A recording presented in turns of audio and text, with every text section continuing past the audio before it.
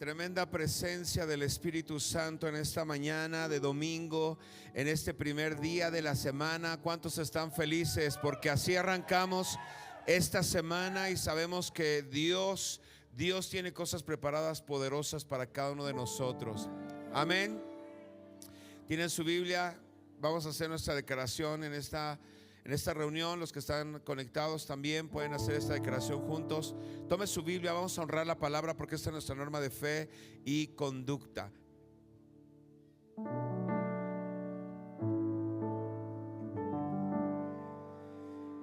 ¿Ya tiene su Biblia?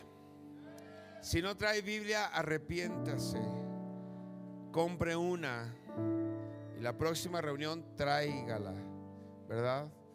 Vamos a honrar esta palabra viva de Dios y vamos a levantar nuestras manos. Ahí está la declaración en la pantalla. Diga fuerte conmigo: creo en la salvación de mi alma, creo en la sanidad de mi cuerpo, creo en la prosperidad de Dios, creo que tengo un propósito en la vida y algo bueno me va a suceder hoy, porque al que cree todo le es posible. Amén. Tremendo.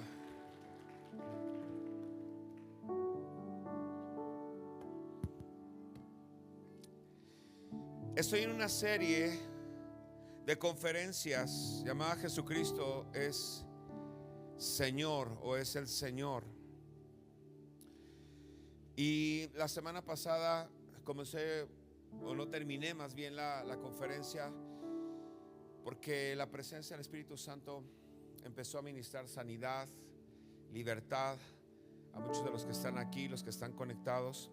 Y voy a terminar esta conferencia que comencé la semana pasada, pero la serie sigue. Próxima semana vamos a continuar con esta serie Jesucristo es el Señor. Y he hablado acerca de la diferencia de ser Jesús el Salvador de nuestra vida, pero es diferente de que Jesús sea el Señor de nuestra vida. Hay una diferencia, porque ser Salvador a Él le costó la cruz, pero ser el Señor a nosotros nos va a costar la cruz.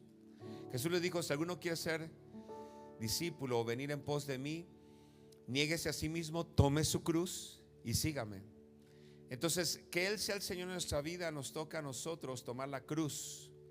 Sus amenes están muy raros hoy. Pensé que estaban bien.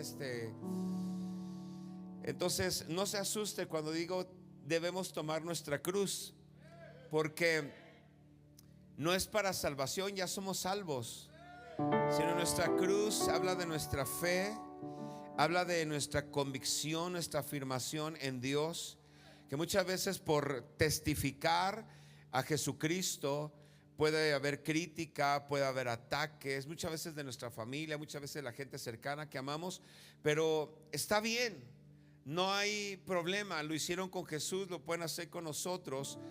Lo importante es que Él sea el Señor en nuestra vida, porque que Él sea el Señor es que Él nos gobierna, no nos gobernamos a nosotros mismos. Y el apóstol Pablo menciona algo muy revelador en estas escrituras, en Hechos capítulo 17, en el verso 24, y voy a leer hasta el verso 28 y ahí voy a continuar.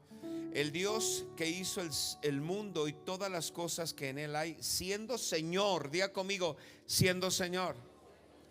Y eso es lo que vemos que el apóstol Pablo revela, empieza a hablar de Jesús como Señor, porque estaba manifestando la autoridad de Jesús. Siendo Señor del cielo y de la tierra, no habita en templos hechos por manos humanas, ni es honrado por manos de hombres como si necesitase de algo, pues Él es quien da a todos vida y aliento a todas las cosas y todas las cosas. Y de una sangre ha hecho todo el linaje de los hombres para que habiten sobre toda la faz de la tierra, y les ha prefijado el orden de los tiempos y los límites de su habitación, para que busquen a Dios y en alguna manera palpando puedan hallarle, aunque ciertamente no está lejos de cada uno de nosotros. Porque en Él, quisiera que leyera conmigo esta parte, estoy en el verso 28, dice: porque en Él vivimos y nos movemos y somos como algunos de vuestros propios poetas también han dicho, porque linaje suyo somos. Tremendo, ¿verdad? Recordemos que el apóstol Pablo le estaba hablando a un mundo de mentalidad griega, influenciada por las filosofías que por siglos se habían enseñado en las escuelas griegas. Y esa influencia, ese helenismo que imperaba en Roma, en Jerusalén, en distintos lugares donde se esparció el evangelio, porque dice la escritura que cuando fue el tiempo vino Jesús, cuando fue el tiempo indicado. Sabe que el mundo estaba preparado para poder recibir el mensaje de salvación. En el mundo el idioma que más se conocía era el griego, el que se había esparcido por toda esa conquista siglos antes. Entonces era más fácil esparcir el evangelio porque había un solo idioma, o un idioma que conocían muchos pueblos, y era esta. Entonces le está hablando a un pueblo con mentalidad griega, y le está diciendo: ustedes son muy religiosos porque vi sus templos, y quiero decirles que el Dios que yo les predico no necesita de templo. ¿Por qué? Porque no hay templo que podamos construirle. Es el cielo, es su trono. O sea, ¿dónde le conseguimos un templo donde pueda Él caber? No existe, es muy grande. Y lo otro, Él no demanda adoración como sus dioses, que sí demandaban adoración, porque de eso dependía cuánta influencia tenía su Dios en la región o en el pueblo, en el lugar donde se adorara. Dice: pero el Dios que les predico no necesita de adoración. Él es Dios sin adoración. Y eso rompió mucho esa mentalidad que decía: no, es que para que sea Dios el más grande, el más poderoso, hay que construirle. Y ahí tenían el templo de Zeus. Era impresionante ese lugar, el Partenón, donde era el más grande dios griego. Pero dice: mi Dios no hay templo, y además no necesita adoración. Tremendo, ¿verdad? Entonces, ¿por qué lo honramos? Porque nosotros lo necesitamos. Necesitamos adorar. Necesitamos adorar. Entonces, en toda historia, en todo pueblo, en cada generación, en cada región del planeta, arqueológicamente se ha encontrado que el hombre tiene necesidad de adorar a algo o a alguien. ¿Cómo sabemos eso? Por la antropología, pero también por la arqueología, porque hay lugares de adoración. Las ciudades que conocemos, por ejemplo, en México, las ciudades mayas, los zapotecas, los incas, los aztecas, el lugar más importante no era el palacio del emperador, era el centro de adoración y sacrificio. La necesidad del hombre de adorar, ¿verdad? Entonces hay muchos lugares que se hicieron de adoración porque el hombre ha tenido necesidad. Recuerdo que estábamos en Palenque, Chiapas, y nos llevaron a conocer, ahí ya hace algunos años, llevaron a conocer un templo, el templo de la Reina Roja, y otro más. Y es impresionante la arquitectura que se hicieron de esos lugares arqueológicos. Pero nos decían que en realidad hay 1500 templos metidos en la selva, pero son patrimonio de la humanidad. No se pueden explorar, no se puede llegar ahí, no se puede destruir la selva o el lugar donde están. O sea, eso revela que la necesidad de adorar es del hombre. Entonces adoramos porque lo necesitamos.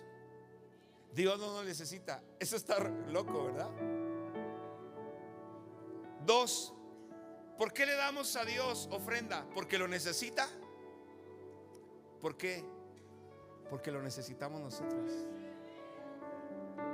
Porque Él no necesita.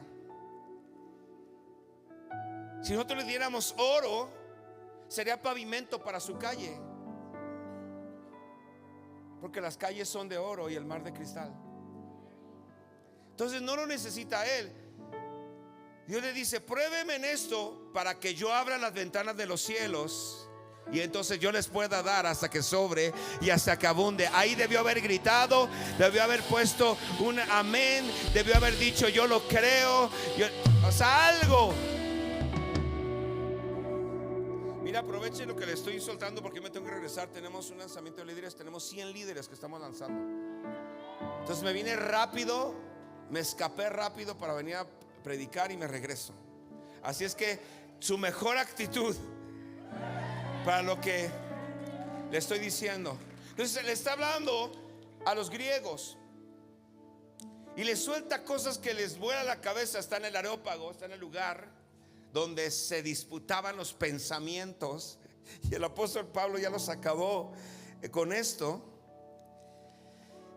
Y dice: y Dios, al que ustedes no conocen, que yo he tenido una experiencia con él, de una sangre, ha hecho todo el linaje de los hombres para que habiten sobre toda la faz de la tierra, y les ha prefijado el orden de los tiempos y los límites de su habitación. Otra versión dice: a partir de una sola persona hizo a toda la gente del mundo, y cada nación le dijo cuándo y dónde debía vivir. A nosotros nos corresponde esta tierra, a nosotros nos corresponde este territorio. Usted debería de estar feliz de vivir en esta nación y no menospreciarla, porque esta es una de las mejores naciones, si no es que la mejor nación de la tierra. Él prefijó el límite donde deberíamos habitar. Ay, no, ¿por qué yo no soy? ¿Por qué no soy holandés? Porque el color te delata.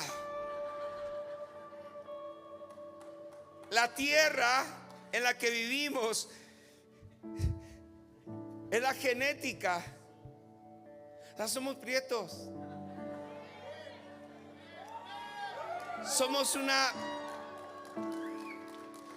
Pero somos de un linaje real. Somos reyes, somos sacerdotes, ¿verdad?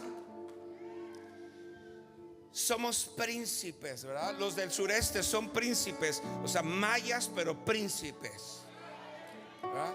Entonces, Dios prefijó el límite de su habitación y los tiempos. Nosotros es en este tiempo el que nos tocó vivir de la historia, y nos tocó vivir en esta nación. Entonces esta es nuestra nación, esta es nuestra tierra prometida, esta es nuestra tierra santa, es el lugar donde Dios prefijó que estuviéramos. Por eso deberíamos de amar nuestra tierra, porque si no amamos, si nosotros no aprendemos a amar la tierra donde Dios nos puso, no la abrazamos, no la bendecimos, Dios no nos va a bendecir, la tierra no nos va a entregar su fruto. La tierra solamente se abre a quien la bendice. Acuérdese que por la desobediencia y el pecado la tierra se cerró y produjo cardos y espinas. Una tierra que producía por sí sola, fructífera, se cerró para producir espinas por una maldición. Es un principio y eso no cambia. Si maldice esta tierra no se abre para usted. Y esta tierra es rica. Otra vez, esta tierra es altamente bendecida. Amén. Entonces necesitamos conocer un poco más de donde Dios nos puso, porque es el lugar donde Dios nos quiso bendecir. Esta es nuestra tierra que fluye leche y miel, ¿verdad? Entonces tenemos que aprender a amarla, a bendecirla, y la tierra va a fructificar porque ella espera la manifestación de los hijos de Dios. ¿Cuántos hijos de Dios hay en esta mañana? Amén. 27, para que busquen a Dios y en alguna manera palpando puedan hallarle, aunque ciertamente no está lejos de cada uno de nosotros. No está lejos. Y después el apóstol Pablo, verso 28, y ahí es donde quiero llegar. Dice la escritura, mire, el apóstol Pablo, por eso le expliqué el contexto. ¿En qué contexto lo dijo?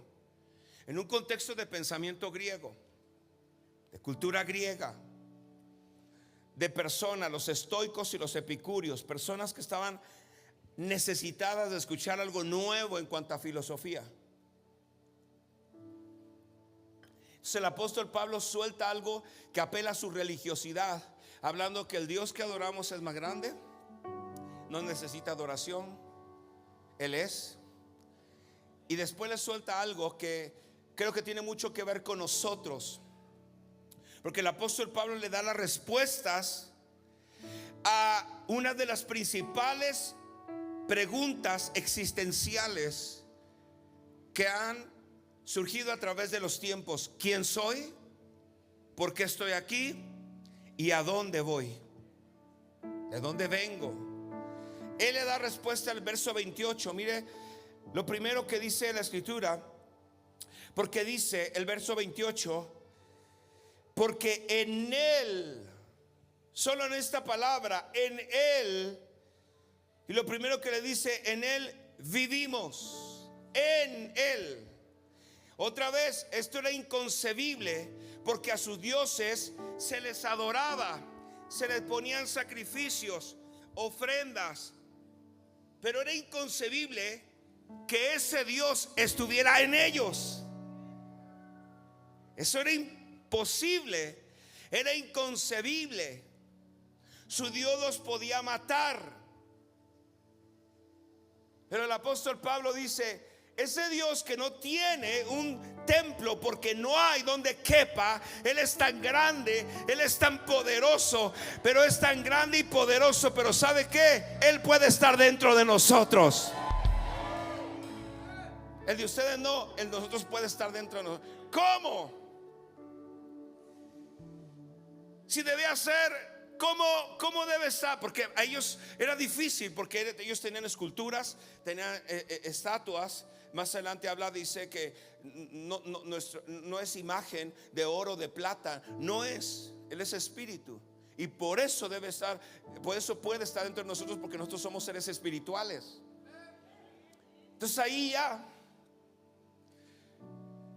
los hombres que lo escuchaban no podían comprender, porque Él, en Cristo. En 2 de Corintios 5:17 dice: de modo que si alguno está en Cristo, nueva criatura es, las cosas viejas pasaron, he aquí todas son hechas nuevas. Entonces dice, lo primero que les dice, y es respuesta a la pregunta existencial que había y que puede haber para cada uno de nosotros: en Él vivimos. Diga conmigo, en Él. Otra vez diga, en Él vivimos. Que es un principio de reciprocidad. Él en nosotros, nosotros en Él. Sentido de pertenencia, eso tiene que ver con pacto. Jesucristo fue el mediador de un nuevo pacto. El pacto nuevo habla de pertenencia. Yo en ti y tú en mí. Entonces dice, porque en Él, Dios, o sea, Dios Padre, Dios Hijo, Dios Espíritu Santo, en Él vivimos. Dice, pues Él es quien da vida a todos y aliento a todas las cosas. En Él vivimos porque Él es el que da vida a todos. Le decía la semana pasada, por Él respiramos. Por Él respiramos más de 25,000 veces al día. Por Él late nuestro corazón más de 100,000 veces. Él da vida a todo. Él sustenta la creación. No solamente creó, sino que sustenta. Le da vida. Hace que pueda vivir. Le da sustento a la creación y a nosotros. Amén. Ezequiel 37 habla acerca de los huesos, del valle de la visión del valle de los huesos secos. Dice el profeta: y miré, y he aquí tendones sobre ellos, y la carne subió, y la piel cubrió por encima de ellos, pero no había en ellos espíritu. No había ruaj, que es el espíritu. Estaban formados, pero no había espíritu, vida, sustancia. Hasta que vino el Espíritu de Dios y le dio vida.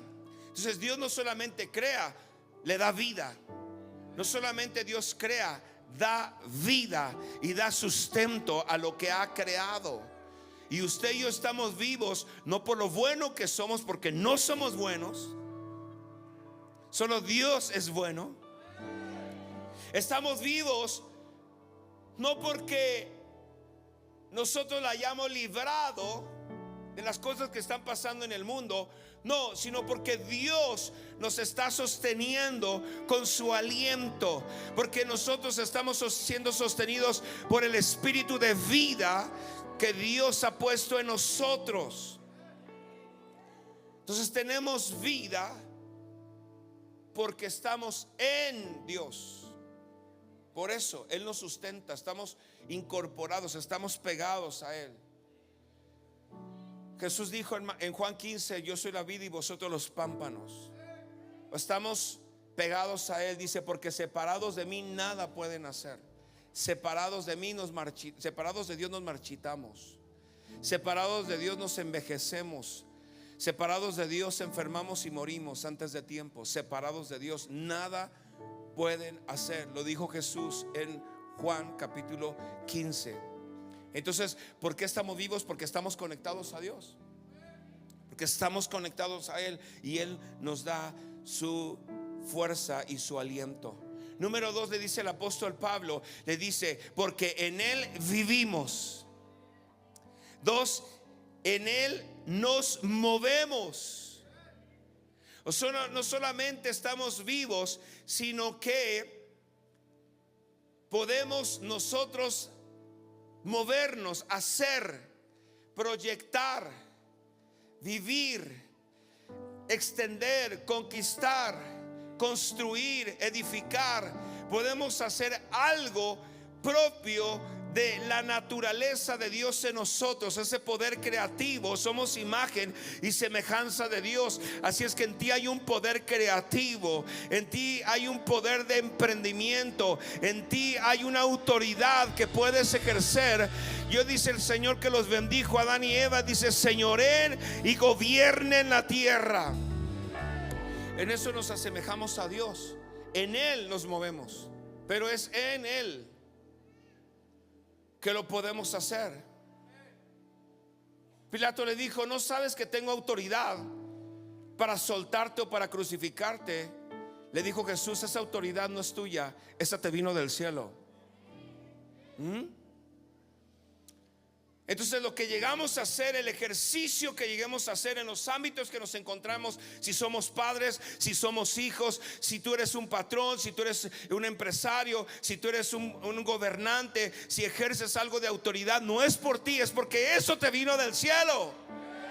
Es una oportunidad para hacer las cosas bien. ¿Cuánta gente que aspira a lugares de poder, de autoridad, y cuando llega con buenas intenciones, no es que sean personas más, tienen buenas intenciones, pero cuando llegan se corrompe, porque el poder sin carácter corrompe? Pónganlo en las redes sociales así como lo dije.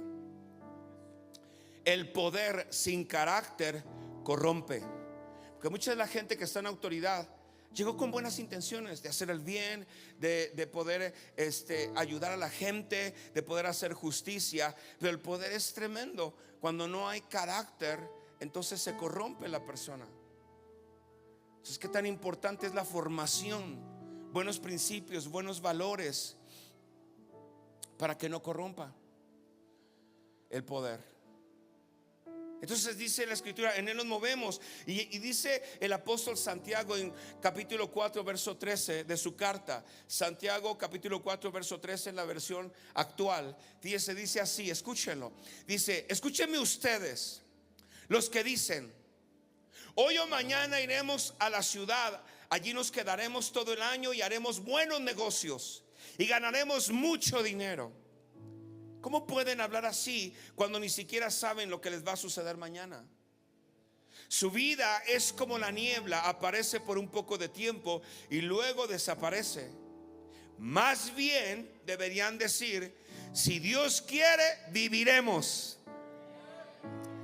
y haremos o nos moveremos, haremos esto, haremos aquello. Sin embargo, a ustedes les gusta hablar con orgullo, como si fueran dueños del futuro. Y eso es muy malo. Si ustedes saben hacer lo bueno y no lo hacen, ya están pecando. Entonces todo lo que Dios nos pueda dar, si Dios nos permite movernos para hacer un proyecto, es para la gloria de Dios y para que alguien sea beneficiado. Si Dios nos permite estar en un puesto de autoridad, es para que se le pueda hacer justicia al desamparado. Amén. Si Dios te permite en el emprender hacer finanzas, es para que puedas ayudar al que no tiene. Y por favor, prospera en el nombre de Jesús, porque mucha gente está esperando comer de ti. No, pues que es que dependan de Dios. Pues sí, pero Dios usa personas para bendecir. Amén. Entonces, todo lo que llegamos a hacer es para hacer lo bueno. O sea, que te ponga Dios en autoridad, que te ponga Dios a gobernar, o que Dios te dé finanzas a través de una empresa, es para hacer lo bueno. Y si no lo hacemos, es pecado. Entonces yo creo con todo mi corazón que Dios va a prosperar a mucha gente aquí. Lo creo, de verdad lo creo con todo mi corazón. Yo he visto personas que de la nada Dios los levanta y los pone entre príncipes.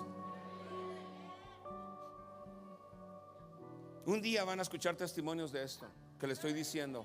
Un día va a escuchar testimonios que Dios, levantándolos del polvo a personas, los ha puesto entre príncipes porque honraron a Dios. Un día lo van a escuchar por las propias personas que lo han vivido. Y lo he visto. He visto que personas que han estado en el fracaso por una palabra de Dios son levantados y ahora son altamente bendecidos, prosperados por una palabra que vino de la boca, del aliento de Dios, porque Él es el que da vida. Así es que vienen tiempos donde vas a desenterrar lo que un día enterraste, creíste, dijiste: esto no es para mí, esto lo enterré. Pues Dios le va a dar vida a eso y va a resucitar, porque Él es el que da aliento y vida a todos. Amén. Pero con un propósito. Esta mañana estaba leyendo en la Biblia, en la primera carta de Samuel, el primer libro de Samuel. El primer libro de Samuel, donde Ana lloraba porque no tenía hijos y Penina se burlaba de ella, y ella derramó su corazón delante de Dios. Dijo: Dios, dame hijos, porque era muy mal visto en Israel que una mujer fuera estéril, era como una maldición. Entonces la mujer derramaba su corazón y le dijo a Dios: dame hijo. Le dijo: dame hijo. Y no venía.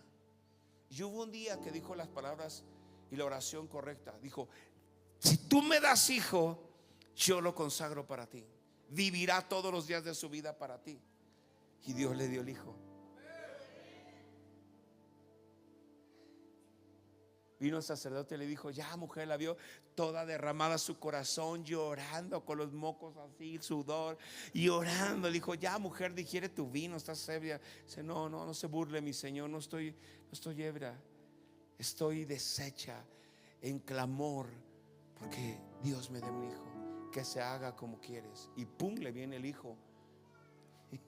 Y el chiquito, después de haberlo destetado, así como tu hijito, después de haberlo destetado, ¿de cuándo se desteta? ¿De un año? ¿O a los 2 años? A los 2 añitos, después de destetarlo, ya lo llevaba al templo, al chiquito. ¿Por qué? Porque le hizo una promesa a Dios: si tú me das, yo te lo voy a ofrecer. Entonces, si Dios te da, es para que puedas dar. Si Dios te bendice, es para que puedas bendecir. Dios le dijo a Abraham: te voy a bendecir y tú serás bendición para otros. En ti serán benditas las familias de la tierra. Porque la bendición es para bendecir. El problema es cuando como dice Santiago, egoístamente se piensa solamente en uno y no en los demás. Porque hay gente desamparada, hay gente que necesita de tu bendición, porque no tienen las mismas oportunidades, porque les fue mal en la vida, porque tomaron más decisiones, porque fracasaron, porque nacieron en un lugar difícil. Amén. Yo creo que Dios te va a bendecir. Otra vez te lo voy a decir, yo creo que Dios te va a bendecir grandemente.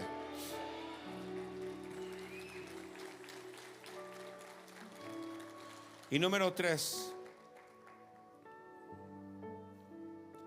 el apóstol Pablo primero le dice, porque en Él, después de haberle soltado la bomba de quién es Dios, dijo, porque en Él vivimos, en Él nos movemos. Estamos autorizados para gobernar la tierra. Estamos autorizados para prosperar. Estamos autorizados para sanar. Estamos autorizados para emprender. Y lo tercero que le dice, porque en Él somos. Y está hablando precisamente acerca de la esencia, y está respondiendo una incógnita del ser humano: ¿quién soy? Yo no sé si se ha parado en el espejo o no, pero ha dicho, pues ¿quién soy yo? ¿Por qué estoy aquí? ¿Cuál es el propósito? Quizás has dicho, me he ido tan mal en la vida que yo digo, pues ¿qué caso estar aquí? ¿Quién soy? Entonces el apóstol Pablo dice, en Él somos, y entonces revela identidad. Y para ese mundo griego le dice, en Él somos, es en Él estamos conectados, identificados, esencia, ser. Porque el ser se había enseñado por 400 años antes de Cristo, conocido como la edad de la iluminación, cuando los profetas callaron, porque no había profeta en Israel. Se cierra con Malaquías, se abre con Juan el Bautista, y ese hueco que hubo, esa etapa oscura de lo profético, entonces surgieron los pensamientos, y entre ellos una de las cosas son las que disertaban es acerca del ser. Parménides fue el primero que empezó a hablar, un filósofo, después Aristóteles y después Platón, siglo IV antes Cristo. Ellos disertaban del ser. ¿Por qué estamos aquí? Porque ellos decían, si descubrimos lo que somos, entonces sabremos lo que debemos hacer. Ser nos lleva al hacer. Entonces el apóstol Pablo viene y le suelta una bomba. Ah, sí, ahí les va. Pues en Él somos. Y nadie que no esté conectado a Él, al Dios no conocido, puede saber en realidad quién es en la vida. En Él somos. Y entonces el apóstol, como otros apóstoles, también hablaron, pero en Romanos 8:14 dice, porque todos los que son guiados por el Espíritu de Dios, estos son hijos de Dios. Es nuestra característica que estar conectados con el Espíritu de Dios hace que se manifieste nuestro ser de hijos de Dios. Somos, y da respuesta a esa pregunta: ¿quiénes somos? Somos hijos de Dios. Dígalo fuerte, levante sus manos. ¿Quiénes somos? Somos hijos de Dios. Ahora personalícelo, diga soy hijo. Las mujeres digan soy hija de Dios. Vamos, dígalo y que se oiga fuerte. Soy hijo de Dios. Tú no eres un donadie. Tú no eres un huérfano. Tú no eres un olvidado ni abandonado. No importa cómo creciste, no importa dónde naciste. Tú no eres un olvidado ni eres bastardo. Tú tienes un linaje, tú tienes una genética real. Tú tienes un Padre que está en el cielo. Él te reconoce, Él te identifica. Estás en su registro. Tu nombre está escrito en un libro que no es de esta tierra, está en el cielo. Y el Padre hizo un plan. El Padre escribió tu historia antes que naciera. Y te aseguro que tu historia es mejor de lo que estás viviendo. Que tu historia que escribió Jesús es mejor de lo que estás viviendo. Deberías creerlo y decir amén y celebrarlo. ¡Hey!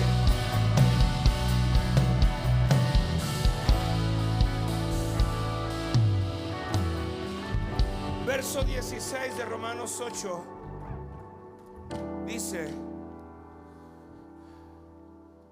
el Espíritu mismo da testimonio a nuestro espíritu de que somos, es el ser, somos hijos de Dios. Por eso el libro de la pastora Flor es una bomba, porque le reveló el Padre acerca del ser. Si conoces tu don operacional que puso el Padre desde tu nacimiento, seas creyente o no lo seas, porque ya lo puso Dios en tu creación, puso su genética, su carácter en el don operativo. Si lo descubres, cuál es tu don que tiene que ver con el ser, entonces vas a saber el propósito de tu vida. Si tú sabes quién eres, cuál es tu don, vas a conocer el propósito de tu vida, porque vas a caminar en aquello que te es fácil, en aquello que es la naturaleza de Dios. No vivirás imitando, porque eso hace daño. No vivirás queriendo ser la persona que no eres, porque eso enferma, eso frustra, eso confunde. ¿Cuántas veces de chico en el transcurso de la vida quisimos ser como el que de repente era el popu de la clase, el popular? Ah, no, pues es que pues ese cuate está alto, yo chaparro. No, se está fornido, yo bien flaco. Yo ni siquiera en el box alcanzo el peso pluma, soy peso lástima. De verdad, porque yo practiqué box. Mi hermano Manuel, él sí llegó a ser amateur. Entonces andábamos ahí en las peleas de box y las luchas, todo ese rollo, y entrenábamos diario, duro y todo. Yo era tan flaco, pero tan flaco, que me dijo el entrenador, dice: tú no alcanzas ni el peso mínimo, eres peso lástima. Dije: chale, sí es cierto, estoy flaquísimo. Cuando empecé a engordar dije: gloria a Dios, ¿verdad? Ya no sé ni por qué le dije eso. Entonces hace daño estar imitando a otros, porque te veas a los otros fornidos y después dices: wow, qué padre ser como uno, como quisiera ser. No, es que tú eres lo que Dios puso en ti desde tu nacimiento. Eres único. Escucha esto, porque no es una conferencia motivacional. No es revelacional. Nada, es que nos está animando bien padre. No es coaching, ni es una conferencia positivista, ni no, te estoy soltando perlas del cielo. O sea, Dios puso en ti algo único que no tienes por qué imitar o tratar de ser quien no eres, porque entonces menosprecias lo que Dios y el alto valor de Dios puso en ti.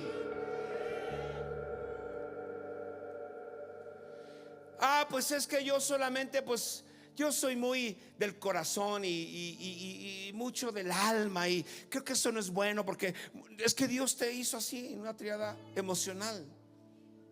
Tú eres una bendición. Un abrazo tuyo sana el corazón. Un abrazo tuyo sana. No te menosprecies. No, es que yo soy más determinado, yo voy y lo hago, y yo no lo pienso mucho, pero yo lo hago. Bueno, se necesita gente así para tomar decisiones frías, porque alguien emocional no siente que no, es que yo primero lo pienso, yo pienso mucho y además yo percibo cosas. Necesitamos a esa gente perceptiva que pueda ver lo que otros no vemos. Eres único en tu género. Eres único en tu naturaleza porque Dios la puso ahí. En Él somos. Eso te hace especial. Tú dices, es que ni yo mismo me quiero. Yo me veo al espejo y ay, me dio ya hasta asco. A lo mejor porque tienes una imagen distorsionada de tu padre. Pero cuando tú encuentras tu esencia, porque en Él somos, en Él encontramos propósito, en Él encontramos identidad. Y cuando nos encontramos en Él, entonces comienza una transformación de tu naturaleza espiritual, de tu naturaleza emocional, de tu naturaleza física. Incluso cuando le crees a Dios, te pasan cosas sobrenaturales. Le pasó a Abraham. Ese hombre ya era bien viejo, pero cuando creyó una palabra que venía de su padre, entonces algo pasó en el hombre que le dio fuerzas para procrear un hijo de la promesa, que se convirtió en una nación, y una nación que se convirtió en la bendición de las naciones de la tierra. Dios hizo rejuvenecer el vientre de una mujer que ya se había marchitado.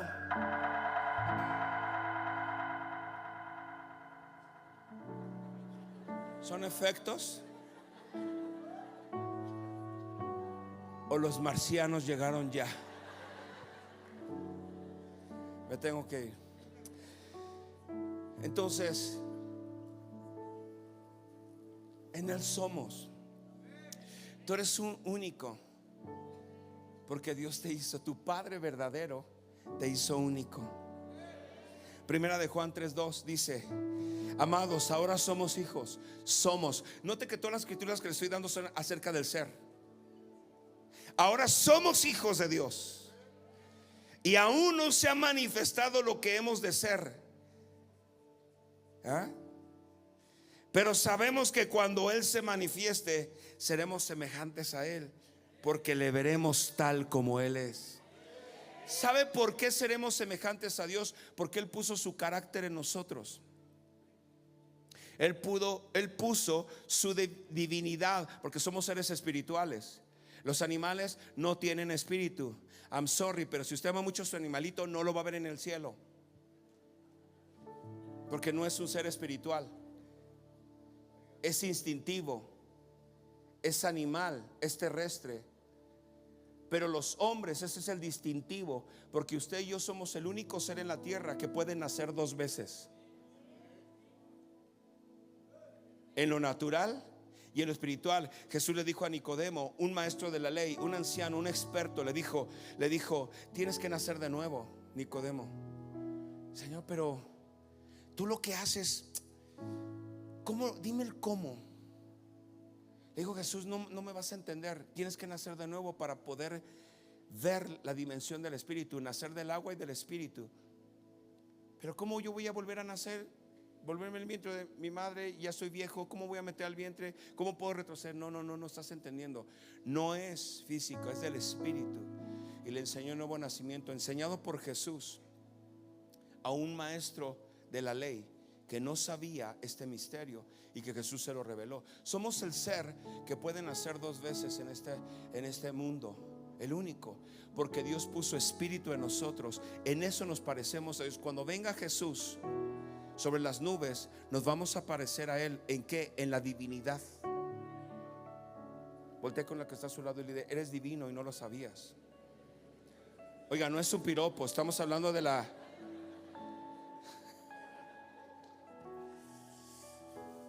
Eres divino porque tienes espíritu. Tienes espíritu, y eso te hace diferente. Eso te hace diferente, que eres espiritual. Somos hijos y todavía no se manifiesta lo que hemos de ser, pero sabemos que cuando Él se manifieste, seremos semejantes a Él, porque le veremos tal como Él es.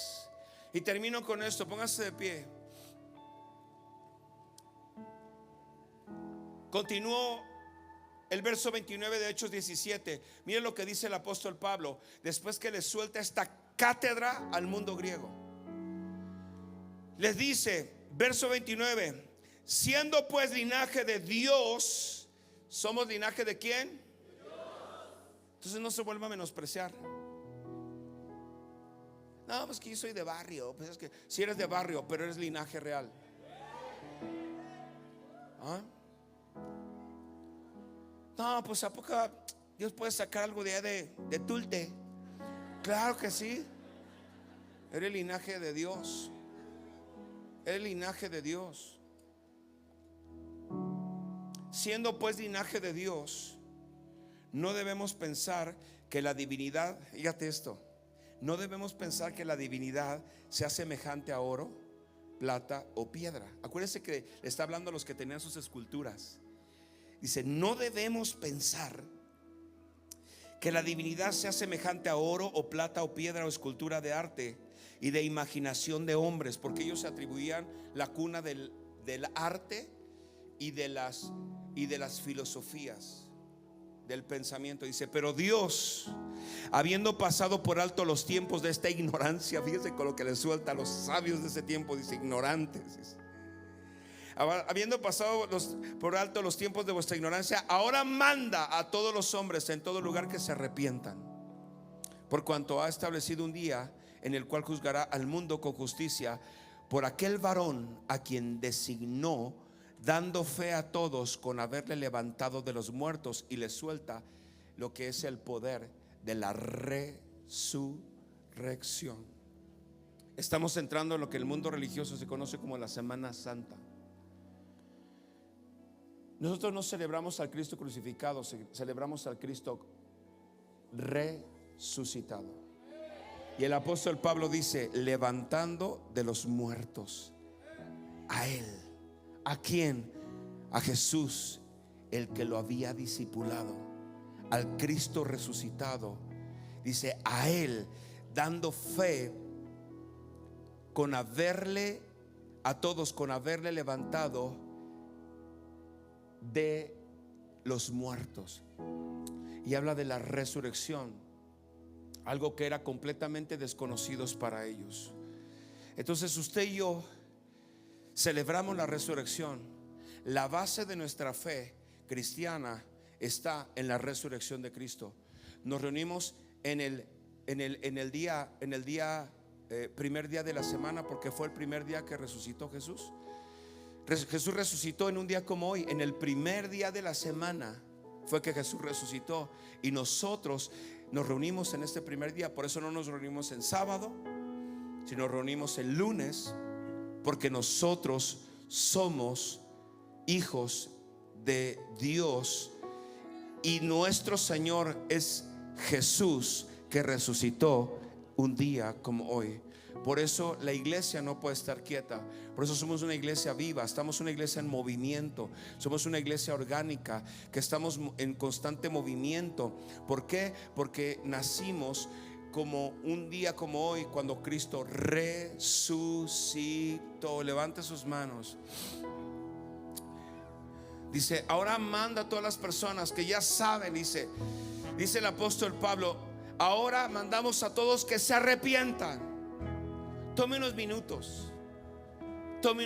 Todos tenemos algo de que arrepentirnos en esta mañana, y obedeciendo a la palabra que el apóstol Pablo habló en esta escritura. Y dile, pídale perdón al Señor. Quizá tú te has menospreciado, pídele perdón, porque tú eres la imagen de Dios. No puedes menospreciarte ni maldecirte, porque Dios cree en ti, porque Dios te hizo con una naturaleza divina. Y esa es la esencia, esa es tu esencia. No los errores, no el deterioro, no las consecuencias de las malas decisiones. Eso no te determina, eso no te distingue, sino lo que te distingue, tu esencia, tu ser, es la divinidad que Dios puso en ti. Eso tiene que predominar en algún momento de tu vida. Que sea tan fuerte lo de Dios en tu vida, que sea tan fuerte la influencia del Espíritu Santo, que pueda tomar tu mente, que te ayude a tomar decisiones correctas, y que pueda haber una transformación expresión visible de lo que Dios está haciendo internamente. Así es que dile: Señor, perdóname, me arrepiento. Me arrepiento, Señor, de menospreciar tu imagen en mí. Señor, ahora reconozco que soy hijo de Dios. Señor, perdóname por haberte fallado. Perdóname, Señor, por tomar decisiones incorrectas. Señor, perdóname por haber pecado contra ti y haberme rebelado. Vamos, dígaselo, le estoy ayudando. Dígale: Señor, me arrepiento de haber creído en lo falso. Ahora sé que tú eres Dios poderoso que hizo el cielo y la tierra. Jesucristo, ahora sé que tú eres el Señor con todo poder y toda autoridad. Ahora sé, Señor, que tú eres mi autoridad, que tú eres quien gobierna y no el diablo. Perdóname por atribuirle al diablo cosas que no le pertenecen. Tú eres mi Dios, tú eres grande, tú eres poderoso, tú estás vivo. Vamos, díselo. Toma unos minutos porque algo se está rompiendo. Yo percibo que algo se está rompiendo. Cadenas están siendo rotas. Cuerdas que habían enlazado tu mente y tus emociones están siendo rotas. Las tinieblas están retrocediendo de tu vida, porque el diablo no puede resistir la revelación, no puede resistir el poder de la resurrección. Las tinieblas retroceden en este momento. La muerte no puede, porque Cristo fue su muerte. Así es que no tiene autoridad, no tiene potestad. En el nombre de Jesús retrocede toda muerte, retrocede tinieblas, retrocede. Se rompe todo lazo, se rompe todo yugo, se rompe toda cadena que te ató, que te esclavizó. Ahora, por el poder de esa palabra, el poder de la resurrección de Jesucristo, eres libre, eres libre, eres libre. A la cuenta de 3, tú vas a dar el grito más fuerte que hayas dado en tu vida. 1, 2, 3. Libre, libre, libre, libre, libre, libre, libre. Libre, sigue gritando. Algo está siendo libre. De algo está siendo libre. De algo está siendo libre. ¡Wow! Es Jesucristo, eres el Rey. Él está aquí. El Rey está en casa. Eres el Rey. El Santidad, Rey de la gloria. El Santidad, Rey del universo. Su nombre es Jesucristo. Dígalo fuerte. Él es el Rey. Eres el Rey. ¡Oh! ¡Hay poder! ¡Gloria! Al Rey. ¡Vamos! ¡Sí! El Santidad, Rey de la gloria. El Santidad, Rey del universo.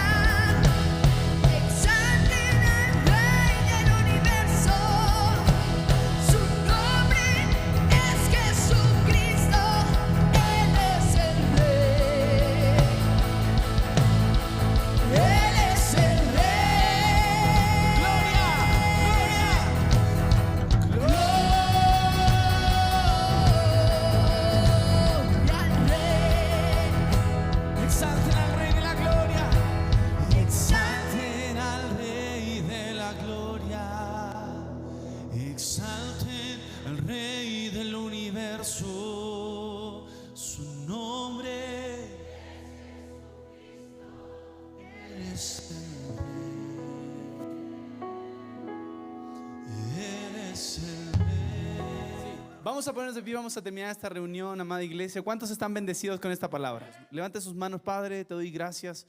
Señor, bendigo a cada familia representada en este lugar, Señor. Te pedimos que esta palabra, Señor, que se habló y sea una semilla que dé fruto en cada corazón, Señor. Bendecimos este tiempo, declaramos una semana llena de tu presencia. Padre, de respuestas del cielo, aquellos que están esperando respuestas, declaramos lo sobrenatural manifestado en estos días. En el nombre de Jesús declaramos que veremos tu gloria, Señor, y que lo mejor de Dios está por venir. En el nombre de Jesús, amén. Bendiciones.